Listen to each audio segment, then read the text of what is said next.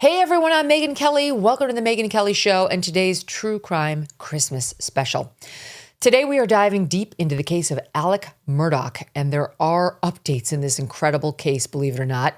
His story begins much earlier than the crimes that made national headlines over the past few years, and no one has covered the story quite like the Wall Street Journal's Valerie Bauerlein, who wrote the book The Devil at His Elbow. We get into everything from Murdaugh's family history to the details of his downfall and the new info. Don't miss a moment. Subscribe to this show on YouTube and follow me on Insta, Facebook, and X. Are you ready to jumpstart your health in 2025? Now's the time, right? Lumen can help you. Did you know that 80% of resolutions fail by February? Womp womp. You can beat the odds, though, with Lumen and improve your health. Lumen is the world's first handheld metabolic coach. It's a device that measures your metabolism through your breath. And on the app, it lets you know if you are burning fat or carbs and gives you tailored guidance to improve your nutrition, workout, sleep, and even stress management. All you have to do is breathe into your Lumen first thing in the morning, and you will know what's going on with your metabolism, whether you're burning mostly fat or carbs, and much more. Then Lumen gives you a personalized nutrition plan for that day based on your measurements. You can also breathe into it before and after workouts and meals, and you will know that optimal metabolic health has many benefits. You will see this firsthand, including easier weight management, improved energy levels, better fitness results, and better sleep. Take the next step to improving your health and getting more information about yourself. Go to Lumen, that's spelled lumen.me/Megyn to get 20% off your Lumen. lumen.me/Megyn for 20% off your purchase. Thank you, Lumen, for sponsoring this episode. Valerie, welcome. Thank you so much for being here. Thank you. Okay, so this is all so fascinating. And one of the most eye-opening things I read was about Alex Murdaugh's background. He comes from a long line of deeply ethically problematic people, which I did not know. All you ever heard about him was that he came from this very storied family. They were lifelong solicitors or like the prosecutors in their town in South Carolina, very well respected. They controlled everything. It was far more nefarious than that. Can you take us back? Oh, it absolutely was. I mean, I think one of the biggest surprises I had researching this book was that every crime that Alex was eventually convicted of had some echo in the past. And that includes like violence against women or overtures of violence against women. That includes insurance fraud, like by the side of the road, there was an act of insurance fraud that started the family dynasty, stealing from clients, drug trafficking. There were echoes in the past for every single crime we're talking about, even a boat wreck that caused really a traumatic injury. So that surprised me too. It wasn't just Alex. It was the history going back to 1920 of this family. Yes. I mean, it really does show you, if you have a family, a father, a grandfather who are committing crimes and teaching you either explicitly or implicitly that that's okay, your odds of becoming a criminal are obviously much higher. But hello, women of the world, pay attention. Pay attention to your spouse, the guys you're dating. It can work the other way around too. And what they come from, who they come from. So his great grandfather, Randolph Murdaugh Sr., basically committed suicide and insurance fraud at the same time. Mm-hmm. That's right. And I was in Hampton just last week. I actually was standing at the train tracks just south of Alameda, where the home place that Alex went the night of the homicides.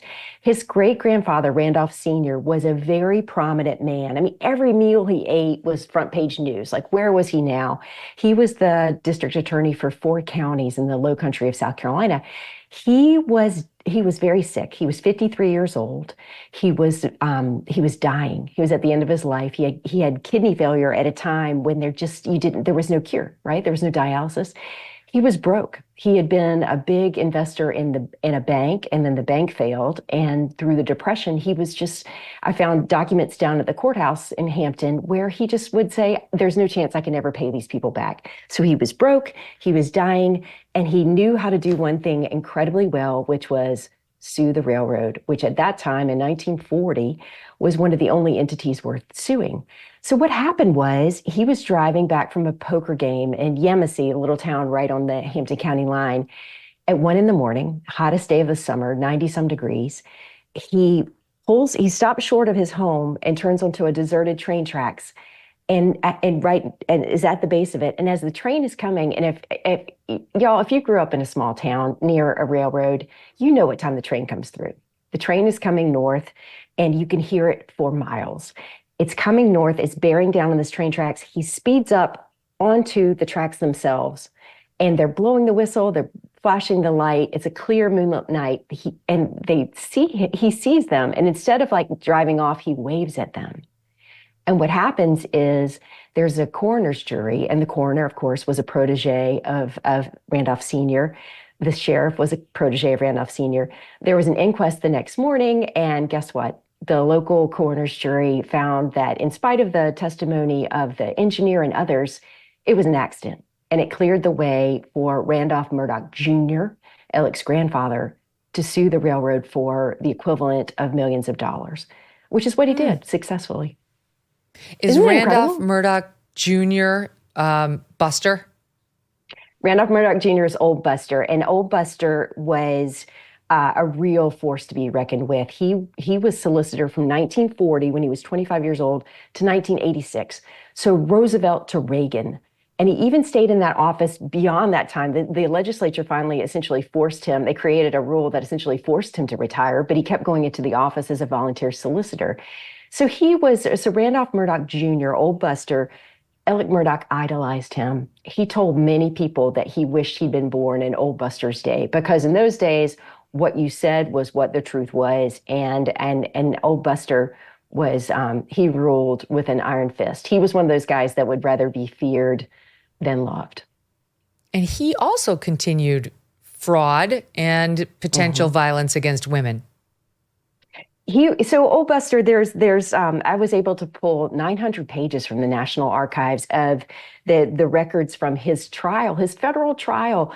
The feds charged him with bootlegging, actually running the largest bootlegging ring in the South. He was the ringleader. They charged 24 people. Old Buster, Alec's grandfather, was charged with leading this entire ring in Colleton County, and he was accused of taking a cash bribe in the hallway of the Colleton County Courthouse, which is the hallway that we went in and out every day of Alex Murdaugh trial. He was accused of intimidating witnesses, buying off witnesses, and eventually of tampering with the jury by buying off the foreman. And he was one of the only people in that entire weeks-long federal trial that was acquitted. So there's a history of Alex Murdaugh was convicted of drug trafficking. His grandfather was credibly accused and narrowly escaped being convicted of bootlegging. Wow. So again, there's echoes in the past. Tell us about the mistress who got on the wrong side of Alex Murdaugh's grandfather. So there was testimony in Alec's trial, as you remember. There was testimony that Alec was somewhat of a philanderer, and that certainly is a history in the family going back generations. His grandfather, Old Buster, had a mistress, several, but one in particular who he was in touch with for many, many years, and her name was Ruth Fox. And Ruth Fox was married to a local, like a northern baron who came down and bought a plantation, and she was from one of the nation's first families, a really impressive woman in her own right.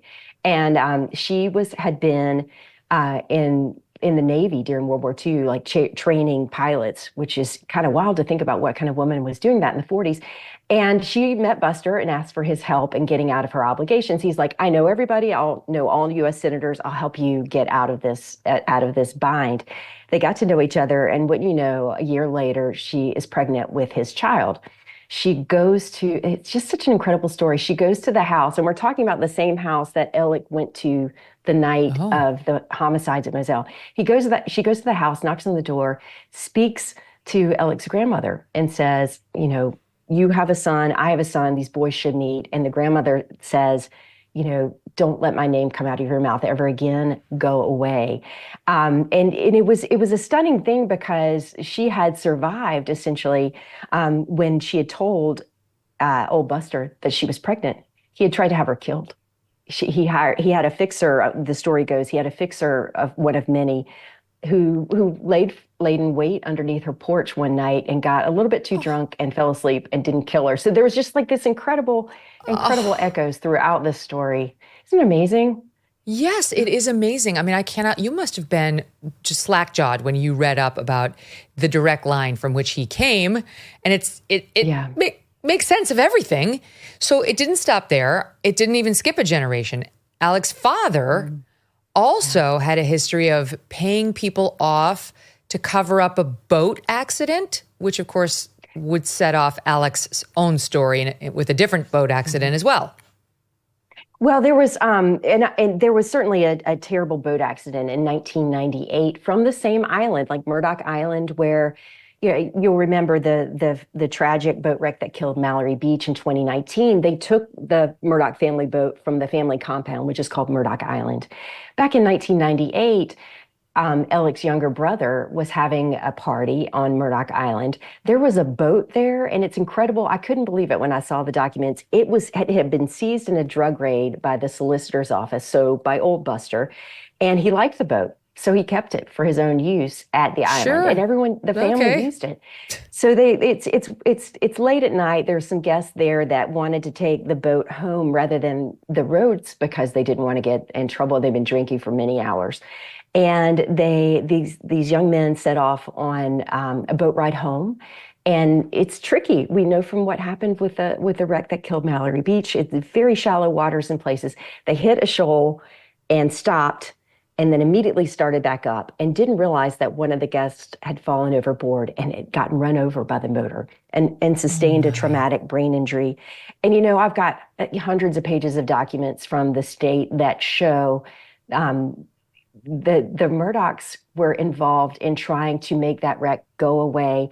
Even some of the same DNR, the natural resources officers, even some of the same officers who were involved in the Mallory Beach wreck they were working that night as well. So the echoes in the past are sometimes I couldn't believe it. I really was gobsmacked many times in a row. Yes, same. I'm having the same reaction just sitting here.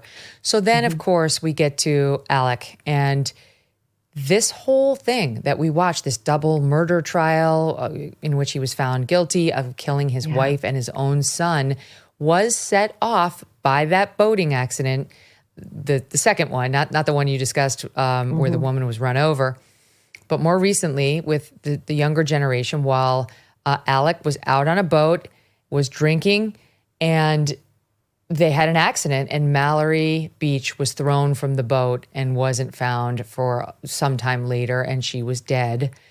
And that old Murdoch instinct to cover it up, run cover for those involved, or especially for Alec, kicked in and would set off a chain of events that would ultimately destroy the Murdoch family. And it's so poignant to look at pictures of Mallory. She was 19 years old when she died. She was just full of life. I've gotten to know her family over the course of reporting this story. And it was Alec's boat, but it was his son, Paul Murdoch, who was 19 at the time, who was driving. I mean, I think the facts established that he was driving. He was criminally charged with it. And so he is incredibly drunk. He drank a lot. I talked with people that knew the family. He had been sneaking beer since he was 8 years old, and at a certain point, not even sneaking them. So he was very, very drunk. He had 19 drinks that night. His BAC when he got to the hospital was 0.286. But he was a person, even at 19, who'd been drinking for numbers of years and had been driving drunk for numbers of years, according to people I talked to who were involved in wrecks with him before. But so he gets angry at his girlfriend, who's one of the passengers on the boat, confronts her. She says, "You're too drunk to drive. Give everybody the keys." Slaps her, spits in her face, goes back to the wheel of the boat and floors it. The equivalent of 28 miles an hour. And they're going through a very narrow, very shallow path, and it hit a bridge that fast, and Mallory is thrown overboard and never resurfaces. And what all the evidence, I've got thousands of pages of documents, some of them public, many of them not many of them that had not been reviewed before, that just showed that when Alec got to the hospital that night where these young people had been on the boat he went room to room to room trying to get everyone on the same page. He had his grandfather, Old Buster's badge outside of his pocket, pretending to be a law enforcement officer. And I have his cell phone records and have tracked his path that night. Do you remember when he testified that he put blue lights and siren on the Suburban that he was driving? Yes. It was almost physically impossible for him to get from Moselle, where he and Maggie were living at the time, to the hospital unless he was going fabulously fast, 80 or 90 miles an hour. And I think it stands to reason, and I argue this in the book, that he almost certainly used lights to get to the hospital before the other families and get everyone on the same page. But it really was his undoing. The reason that he said he wanted to live in Old Buster's time is that, there was so much evidence in the video cameras in the hospital that night, so many statements, there was so much, everything is recorded, right? And he could not outrun modernity. And in the end, that night and his actions the night of the boat wreck really was the beginning of the end of the family. For, among other reasons, he was then sued by the Beach family.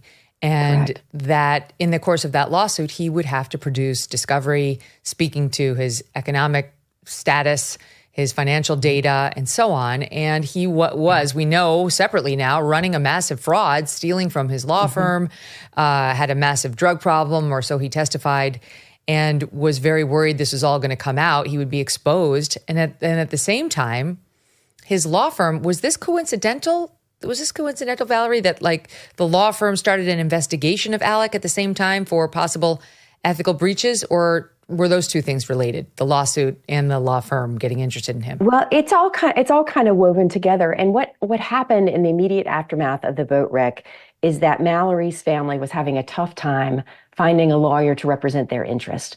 In Renee Beach, Mallory's mom tells the story of being down at the landing where the boat had come to rest, and wanting to go down there and see where her daughter was, where she was the last time she was spotted. And the police were very, very kind, but said, "I'm sorry, you can't go down there. Here's a case of water for you and your family while you wait." And there was a moment where Randolph Murdoch III, Alec's dad, and Maggie, his wife, came down in their pickup truck, and he waves at the officer and waves him through. And Renee Beach realized then, oh my gosh, this is not a vigil. I thought I was at a vigil mourning my daughter. This is a crime scene. And the family that's been the law in this area for 100 years is in charge of it. I need a lawyer. And she made a critical decision, which is to hire a lawyer to represent the family's interest. And that lawyer was a key player and a big character in this book. And his name is Mark Tinsley. And there's no enemy like your former friend. He was very close to Alec. He knew the playbook. He had a card key to get in and out of the Murdoch law firm at will. And he recognized those relationships. He's like, oh, I know he knows these particular officers because of my own personal information. And once he decided to take the Beach's case, he was relentless in showing that that Alec and potentially the officers who were involved in protecting the scene were really protecting Paul from charges. And so he filed a lawsuit in very short order. And that lawsuit sought, like you said, all of Alec's financial records. It's just a standard part of a civil lawsuit to say, how much insurance do you have? What resources could you potentially pay if there was a judgment? And Alec knew more than anyone else that he had been robbing his personal injury clients, the poorest of the poor, for more than a decade. And he knew what any serious inquiry would do. And so he had to stave that off. And in the end, it was his undoing. So he killed his own wife and his son, Paul, who had been at the helm for that boating accident. And it was an attempt to garner sympathy, like to make him a sympathetic character so that his law firm would move away, would stop investigating him, so that the lawsuit involving Paul would be less strong because, the main culprit would be gone, and who would put this poor man now through the torture of seeing a civil lawsuit through.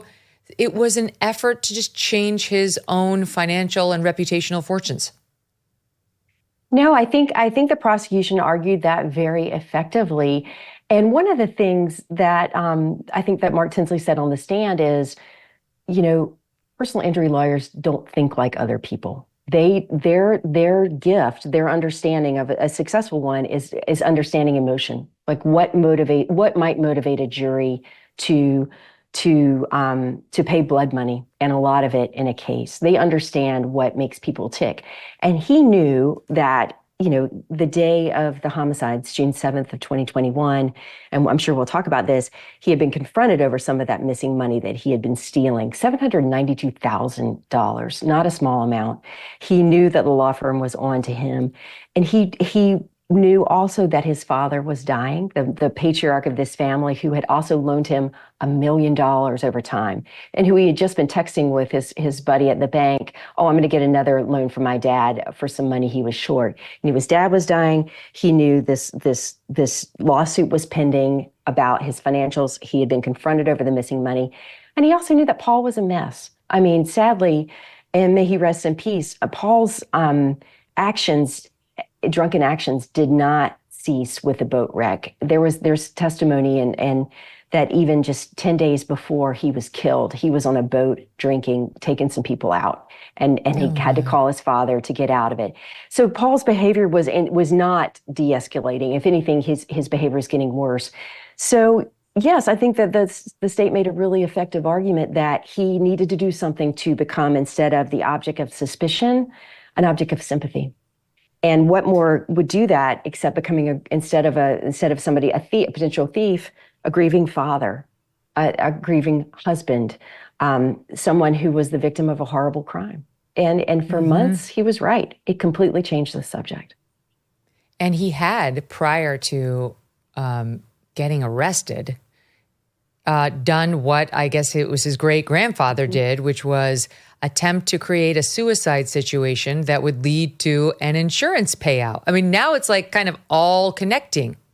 It's all connecting, and it really is extraordinary. So over the course of the summer of 2021, he did almost get away with the murder of Maggie and Paul. He really did. And he almost got away with the thefts that he's now admitted to, dozens and dozens of people, millions and millions of dollars, by, borrowing more money, borrowing money from his best friend, Chris Wilson, borrowing money from the bank, getting fronted money and trying to repay the $792,000 back to the law firm, which he did. And they kind of let it go until, and that goes in July and in August, until the Thursday before Labor Day weekend. His paralegal is in his office looking for some paperwork, which she knows he doesn't like, but she really needed it. She lifts up this folder, finds the check that was missing that proved that he had been stealing. So what happens then is the gig is up. Alex, confronted by his brother, his law partner, and many other law partners, and they say, "You've been stealing. We've got evidence you've been stealing from the firm. You have to go." So he gets fired that Friday of Labor Day weekend. And what happens the next morning? Saturday morning, he tries to fake his own death on the side of the road. And what he said was an insurance fraud attempt to get money for his surviving son, Buster. But what really looks like another way to change the subject, just like he had done back June 7th with the homicides of his wife and son. It really is stranger than fiction. Did you know that homeowners in America, nationwide, they have over $32 trillion in equity? And cyber criminals are targeting it with a growing scam the FBI calls house stealing. House alarms, doorbell cameras, deadbolts will not work against these thieves because they're not after your stuff. They're after your equity. If your title's not being monitored, scammers can transfer the title of your home into their name and then take out loans against it or even sell it behind your back. The best way to protect your equity is with triple lock protection from Home Title Lock. Triple lock protection is 24/7 monitoring, and God forbid, if the worst happens, restoration services at no out-of-pocket cost to you. When was the last time you checked on your title? Likely never. And that's exactly what scammers are counting on. Make sure you're not already a victim. You can get a free title history report and a 30-day free trial of triple lock protection today by going to HometitleLock.com and using the promo code Megyn, or click on the link in the description. That's HometitleLock.com, promo code Megyn. HometitleLock.com. Grand Canyon University. It's a private Christian university in beautiful Phoenix, Arizona, and they believe that we are endowed by our Creator with certain unalienable rights to life, liberty, and the pursuit of happiness. GCU believes in equal opportunity and that the American dream starts with purpose. By honoring your career calling, you can impact your family, friends, and your community. Change the world for good by putting others before yourself. Whether your pursuit involves a bachelor's, master's, or a doctoral degree, GCU's online, on-campus, and hybrid learning environments are designed to help you achieve your unique academic, personal, and professional goals. With over 340 academic programs as of this past June, GCU meets you where you are and provides a path to help you fulfill your dreams. The pursuit to serve others is yours. Let it flourish. Find your purpose at Grand Canyon University. Private, Christian, affordable. Visit gcu.edu. That's gcu.edu. Do we think he did not intend to die then when that guy who was next to homeless, I mean, that guy seemed, not like a sophisticated character, when he got him to, quote, shoot him, but it just grazed his head. Yeah. That was always so confusing to me. And I'm like, was this some sort of a sharpshooter? How did the guy manage to actually barely connect with him to the point where it looked like he actually had been shot at, but not so much that he actually killed him? Yeah.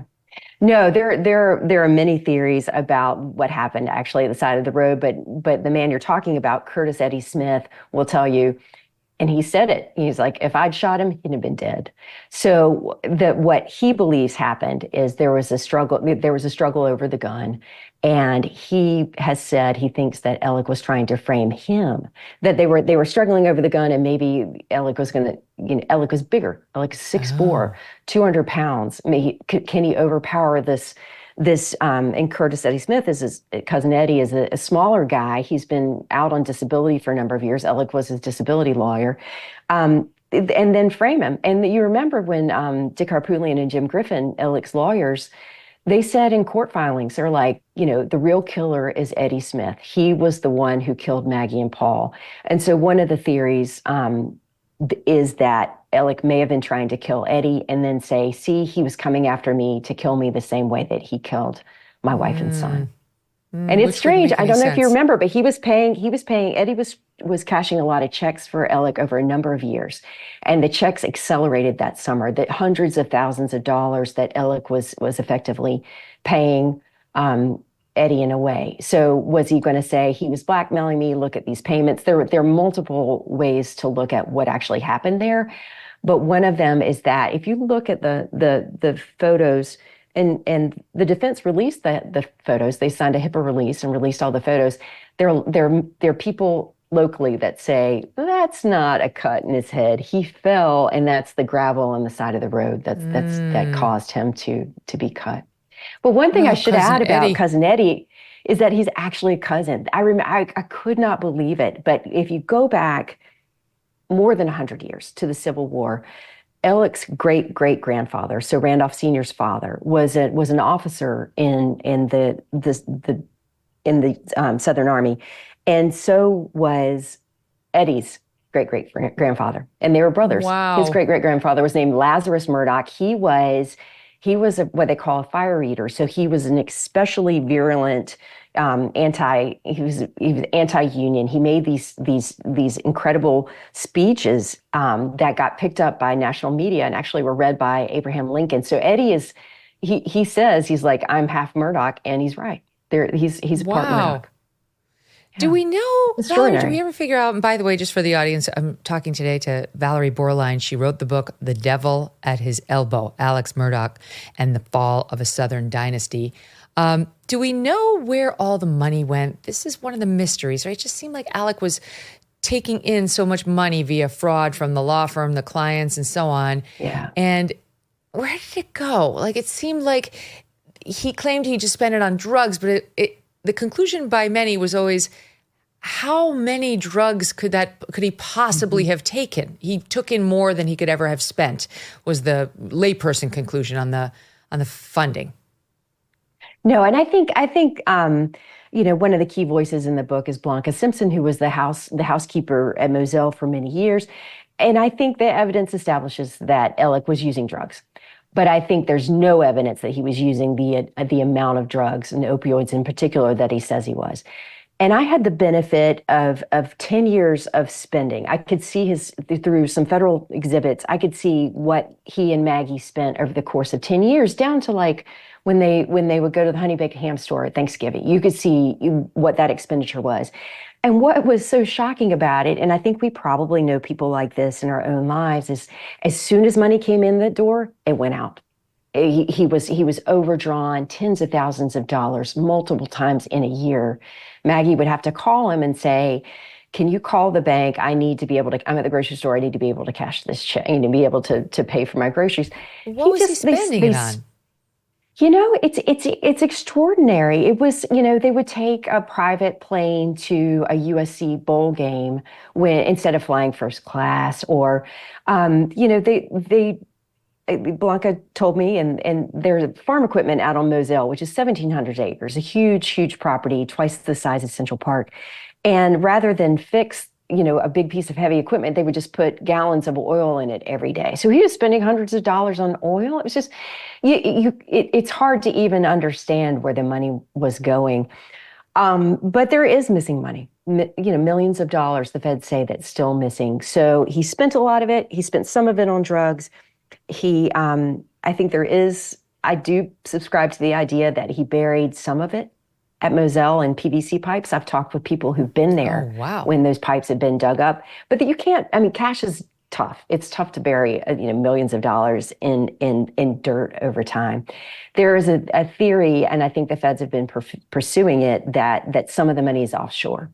And was he going to run that summer is one of the ideas, but there's the feds say about $6 million that's still missing. So that makes more sense that we've got millions missing than that he spent it all on the drugs. All right, so then we go to trial. He does wind up arrested. This all comes out. Yeah. There is the moment he is found guilty. Actually, we have that. Let's just watch that. SOT 51.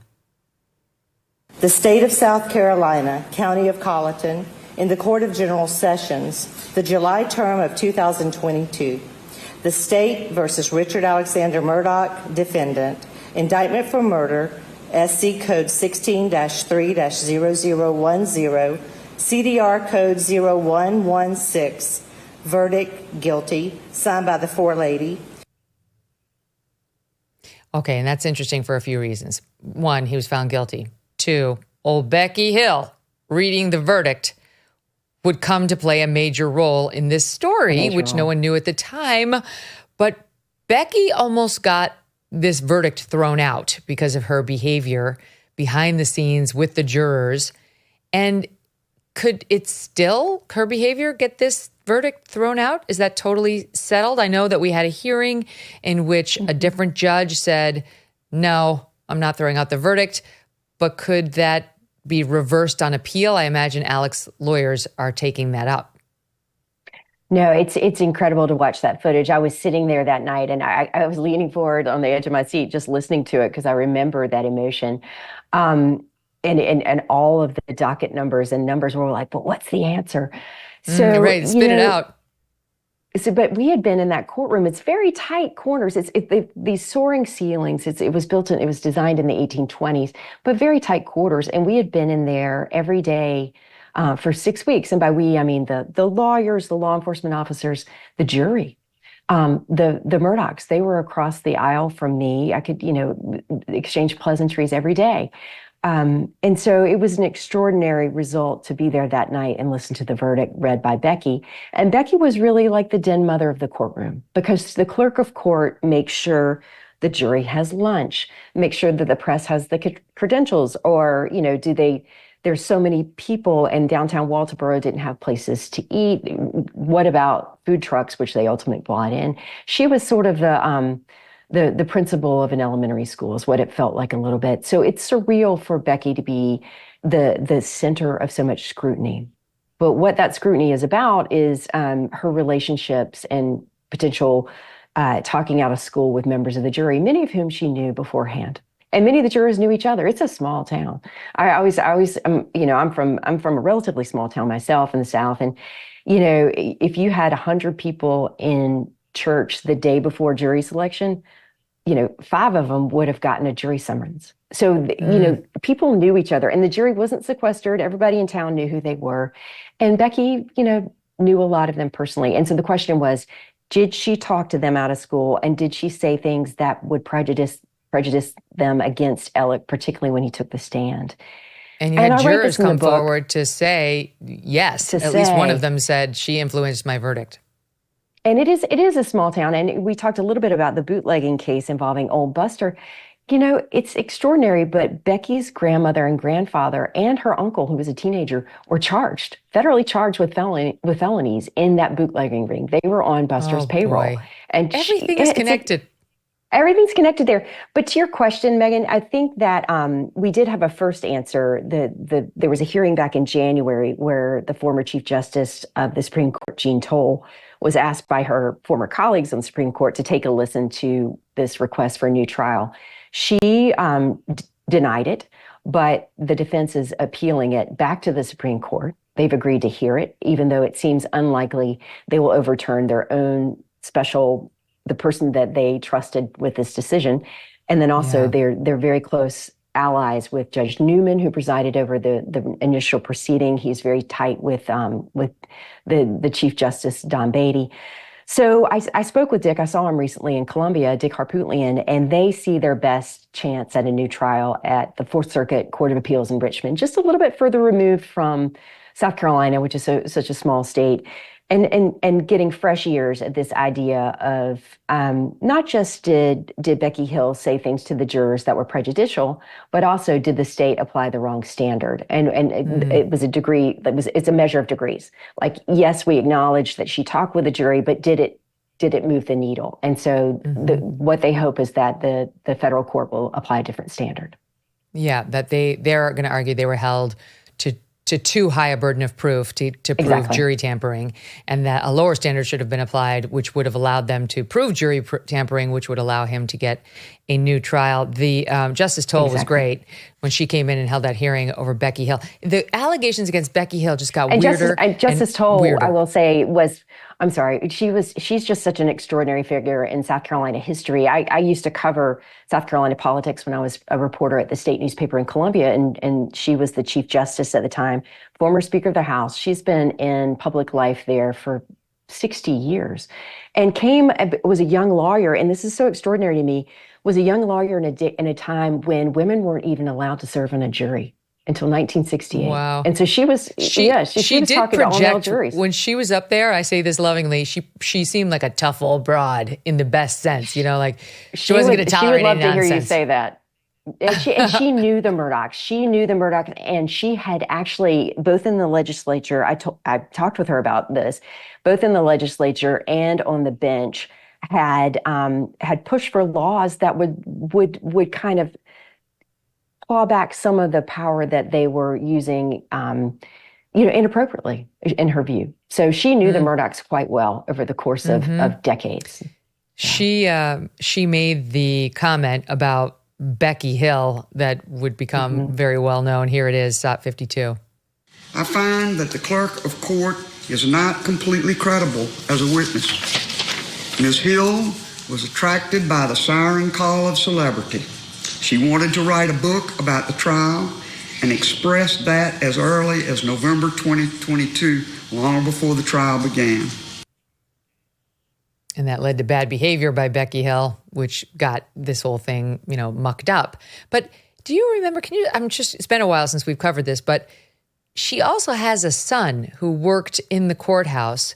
And there was an allegation about him wiping his phone and wiping her phone on the day that they were supposed to turn them over for an internal ethics investigation. It smelled to high heaven. It is, I think it's, if you're not from a small town in the rural South, maybe it boggles the mind, but her son was the information technology director for the county. And that was, she's an elected official. She is, She is, but she's also, politically powerful, and some of those jobs are patronage jobs, and he was in that role, and is, accused of tapping the phone of an county administrator that was communicating with the state ethics board to try to find out what was going on in the investigation with his mother. There were all sorts of wiping the phone, which, the lawyers will tell you is a fairly standard move in some defense cases, but it looked highly irregular to a layperson. Yeah, I mean, it's funny because it's such a big case. It captivated so much attention that the center ring of the circus is really Alex Murdaugh in the trial, but there's so many outer rings. With the Mallory Beach case, for example, there's another case that's ongoing about whether the convenience store where Paul bought beer, whether the owner of that convenience store has been trying to harass the Beach family over the years. That's been going on for several years. Becky is facing an investigation into her behavior, and that's been going on. So we're in multiple layers of drama with this story, and it's just incredible. Like the layers, I remember sitting in court and watching Alec during a break. He was, 6 feet away from me. And he's the center of this, he's the eye of this hurricane, and there's so much swirling around him that one person could stir up so much chaos is really amazing. So now here we are where he's appealing. He's going to argue Becky Hill mucked up the trial to the point where he gets another trial. We don't love the chances, but one never knows. And in the meantime, the wrongful death lawsuit that Mallory Beach's family brought against Alec, is that totally resolved? That was the remnants of that were resolved this week with a $500,000 payment from Alex's insurer that had been tied up, and that was paid to the lawyers the paper was filed this past Monday. So that case is pretty well wrapped up. Did the family get a payment too? The family did.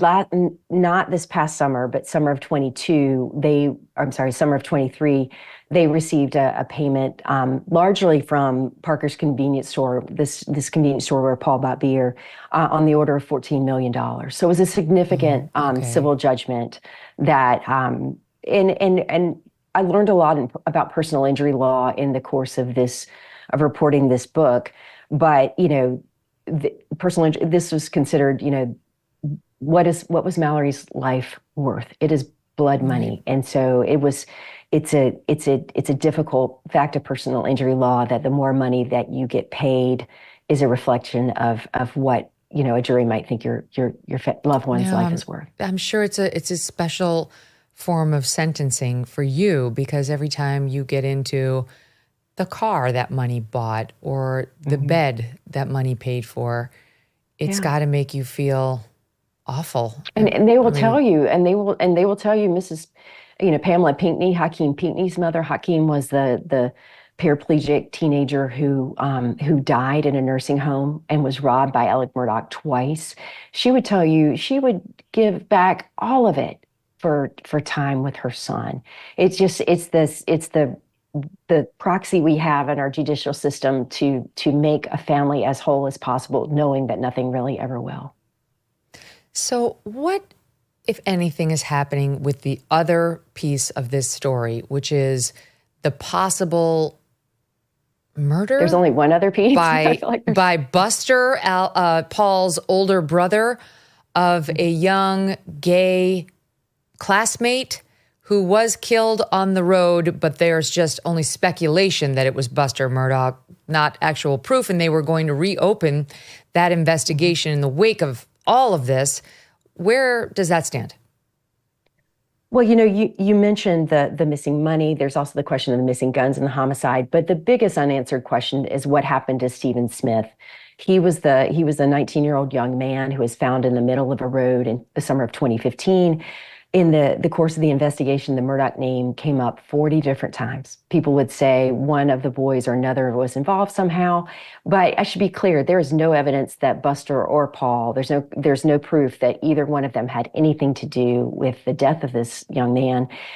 Buster has gone so far to say, he had nothing to do with it. He wasn't close to it. He wasn't there that evening. And he's even sued some of the documentary filmmakers who he alleges have have said that he had a role in some way, shape, or form. They certainly have laid those breadcrumbs. But it is, yeah, you can go through it's 90 some pages of a police report where the name comes up over and over again in very strange ways. So there's always been a rumor that the Murdochs were involved somehow in his death or in making it impossible to find out who killed him. But I can tell you that the state grand jury has still been meeting over this case and is eager to figure it out. It is one that it still haunts Hampton County. So we may never know, but it won't be for lack of interviews and lack of trying, because they're actively working the case, from what I understand. So in the time we have left, what's life like right now for Buster Murdaugh, the son whose entire family has been killed or is now in jail, and for Alex Murdaugh, who is living this life of excess and now is convicted of double homicide, not to mention all the fraud charges that were brought against him separately, which he was also found guilty on. No, it's very poignant. I mentioned I was in Hampton last week and went by the cemetery, and I saw it took a while, but Maggie and Paul's gravestones have been put up, and people will leave flowers there. There's a ceramic dog that looks like Bubba, the yellow lab that belonged to the family, that's there. And most poignant of all, it's, on Maggie's headstone, it says, Margaret Branstetter Murdaugh, mother. And on Paul's, it says Paul Terry Murdaugh, son. And it's incredible that is how you be defined. But the person I was with said, what happens to Alec? Where is he in this picture? So will he be remembered as a father? Will he be remembered as the person that killed them? But he's in prison in the upstate. He has acclimated to prison life well, according to what I'm told. And by that, I mean, he has, Alex Murdaugh is the type of a person who works the system, and he has relationships. He's a disbarred lawyer, but he knows the law, and he helps other inmates with their questions. He's using his notoriety to his benefit. He was, accused the prisons, system of prisons found that he had been, essentially bribing other inmates to let him use their PIN number to make phone calls. He's figuring things out on the inside, but he will never, ever see the light of day, even if there's another trial on the homicide case. The state has effectively got an insurance policy. You remember back in November when he pled guilty to those dozens of financial crimes, and they got a sentence that will keep him in prison until he's roughly 80 years old. So regardless of whether the homicide is overturned. Mm-hmm. As for Buster, my understanding is, he's living in Bluffton, a community just adjacent to Beaufort, with his fiance is a woman who was in court with him every day, his girlfriend from law school, who is a lawyer. He got a substantial settlement from his mother's estate, roughly $500,000. There's a payment, I document in the book, where he participated in a documentary and got several $100,000 from that. So he has a small amount, not a small, but a significant amount of money to start a life, although it is difficult to see how he does so separate from his family, because his last name's Murdoch, and he's got that red hair. He's so it would be hard with that name and that hair to make a new life. Mm-hmm. You'd have to go someplace else. I mean, there's a brother, yeah. Alex's brother seemed non-sociopathic. Perhaps there's some hope there. I don't know. Raised by that man with that family lineage. That's well, and you're right about his brothers. His older brother Randy and his younger brother John Marvin are still in the community as well. I went by the law firm the other day, and his older brother Randy is a partner there and is actively working cases. His younger brother John Marvin runs a heavy equipment business, and as you go down the main drag from linking Hampton and Varnville, you see Murdoch Rentals right there. So they're still in the community and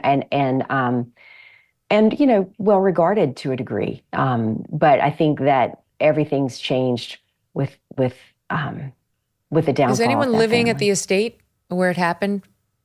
So Moselle is the estate where it happened. It actually has been sold, and it's been sold in two pieces. The house itself was sold along with roughly 20 acres to an out-of-state buyer whose name was not revealed, and the Delta, the other acreage, was sold to a neighboring landowner who wanted the land.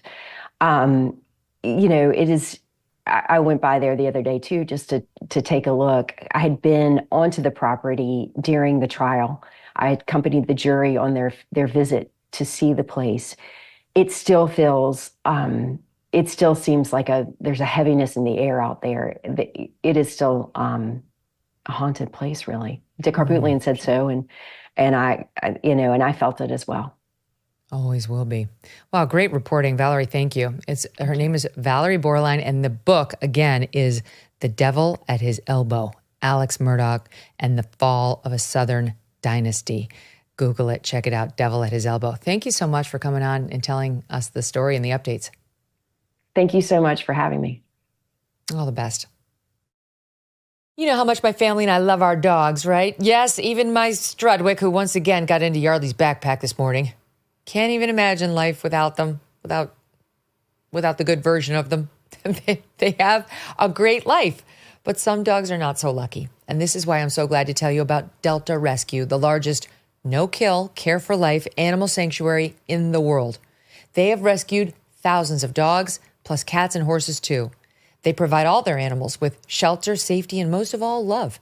And they've been doing it for more than 45 years now.